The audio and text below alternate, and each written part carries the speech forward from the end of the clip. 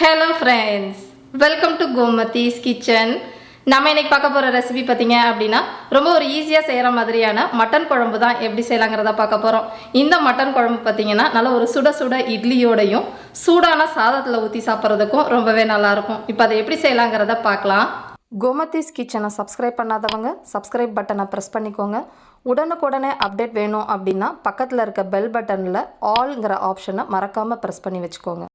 இப்போ இந்த மட்டன் குழம்பு செய்கிறதுக்குன்னு பார்த்தீங்கன்னா ஒரு குக்கரில் நல்லா 1 டேபிள் ஸ்பூன் அளவுக்கு எண்ணெய் சேர்த்துக்கலாம். எண்ணெய் நல்லா காஞ்சதுக்கப்புறமா தாளிக்கிறதுக்கு கல்பாசி மட்டும் இப்போ சேர்த்துருக்குறேன். கல்பாசிக்கு நல்லா பொரிஞ்சு செவந்ததுக்கு அப்புறமா நல்லா ஒரு பெரிய சைஸில் ஒரே ஒரு வெங்காயம் பொடியாக கட் பண்ணதுன்னு பார்த்தீங்கன்னா 1 கப் அளவுக்கு இருக்கும். அதை இதில் சேர்த்துக்கலாம். இப்போ இந்த வெங்காயம் நல்லா கண்ணாடி பதம் ஆகிற அளவுக்கு வதக்கி விட்டுக்க போகிறோம். இது வதங்கிக்கிட்டு இருக்கப்பே கொஞ்சமாக கருவேப்பிலை இலைகளையும் போட்டு நல்லா வதக்கிக்கலாம். இப்போ வெங்காயம் இந்த அளவு நல்லா வதங்கினதுக்கு அப்புறமா இந்த குழம்பு நல்லா எண்ணெய் பிரிஞ்சு சிவப்பாக வர்றதுக்காக ஒரு 1/2 டீஸ்பூன் அளவுக்கு தனி மிளகாய் தூள் போட்டு இந்த வெங்காயத்தோடையே நல்லா வதக்கி விட்டுக்கோங்க. இந்த அளவுக்கு நல்லா வதங்கினதுக்கு அப்புறமா 1/2 டேபிள் ஸ்பூன் அளவுக்கு இஞ்சி பூண்டு விழுது சேர்த்து அதோட பச்சை வாசனை போகிற அளவுக்கு வதக்கி விட்டுக்கோங்க. இப்போ பச்சை வாசனைலாம் நல்லா போனதுக்கு அப்புறமா மீடியம் சைஸில் உள்ள தக்காளி 2 தக்காளி இந்த சைஸில் கட் பண்ணதுன்னு பார்த்தீங்க அப்படின்னா 1 கப் அளவுக்கு இருக்கும். அதை இதில் சேர்த்துட்டு இந்த தக்காளி நல்லா குழைவாகிற அளவுக்கு வதக்கி விட்டுக்கோங்க. இது வதங்கிட்டு இருக்கப்பே 3 பச்சை மிளகாவை கீறிட்டு இதில் சேர்த்து போட்டு வதக்கிக்கலாம். இப்போ பார்த்தீங்கன்னா தக்காளி நல்லா இந்த அளவுக்கு குழஞ்சி வதங்கி வந்ததுக்கப்புறமா மசாலா பொடியெல்லாம் சேர்க்கலாம். இதுக்கு மசாலா பொடின்னு பார்த்தீங்கன்னா 2 டேபிள் ஸ்பூன் அளவுக்கு கறி மசாலா பொடி.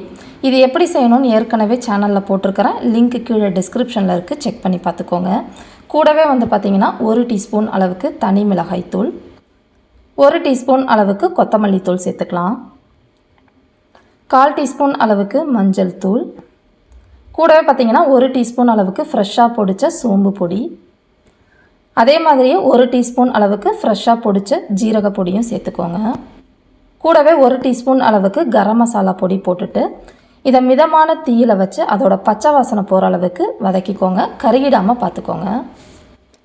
இப்போ பார்த்தீங்கன்னா இந்த அளவுக்கு நல்லா எண்ணெய் பிரிஞ்சு வதங்கி வந்ததுக்கு அப்புறமா தான் நம்ம மட்டனை சேர்க்க போகிறோம். மட்டன் பார்த்திங்க அப்படின்னா நான் இன்றைக்கி 1 கிலோ அளவுக்கு மட்டனை நல்லா கழுவி எடுத்து வச்சுருக்கிறேன். அதை இதில் சேர்த்துட்டு இந்த மசாலாவோடையே இந்த மட்டனை கொஞ்சம் நேரம் வதக்கி விட்டுக்கலாம். இப்போ இந்த குழம்புக்கு தேவையான அளவு கிட்டத்தட்ட ஒரு 3/4 டேபிள் ஸ்பூன் அளவுக்கு கல் உப்பு சேர்த்துக்கோங்க.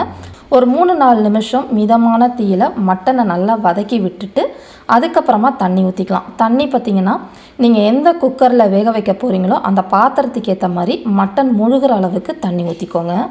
அதிகம் தண்ணி ஊற்றிட்டீங்க அப்படின்னா ரொம்ப தண்ணி ஆகிடும் குழம்பு. இப்போ பார்த்திங்கன்னா நல்லா குக்கரை மூடி ப்ரெஷர் வச்சுட்டுன்னு பார்த்தீங்கன்னா நான் ஒரு 4லேருந்து 5 விசில் மீடியம் தீயில் வைக்க போகிறேன். நீங்கள் மட்டனுக்கு ஏற்ற மாதிரி குக்கரில் விசில் வச்சு ஆஃப் பண்ணிவிடுங்க. இப்போ பார்த்தீங்கன்னா 5 விசில் நல்லா ப்ரெஷர்லாம் ரிலீஸ் ஆனதுக்கப்புறமா குக்கரை ஓப்பன் பண்ணி பார்த்துடலாம்.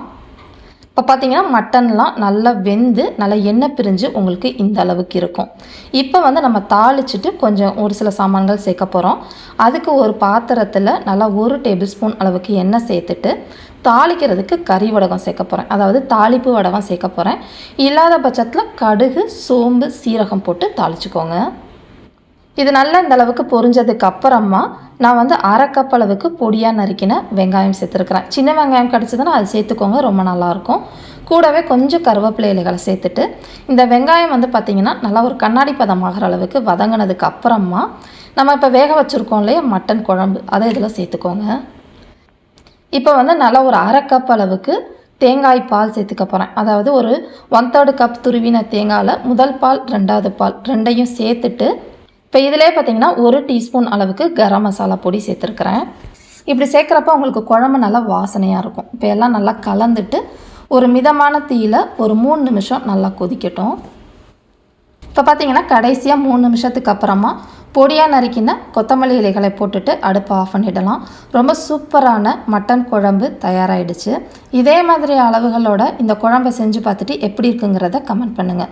வீடியோ பிடிச்சிருந்தாலும் கமெண்ட் பண்ணுங்கள், லைக் பண்ணுங்கள். மறக்காமல் கோமதிஸ் கிச்சன் சேனலையும் சப்ஸ்கிரைப் பண்ணி வச்சுக்கோங்க. தேங்க்ஸ் ஃபார் வாட்சிங்.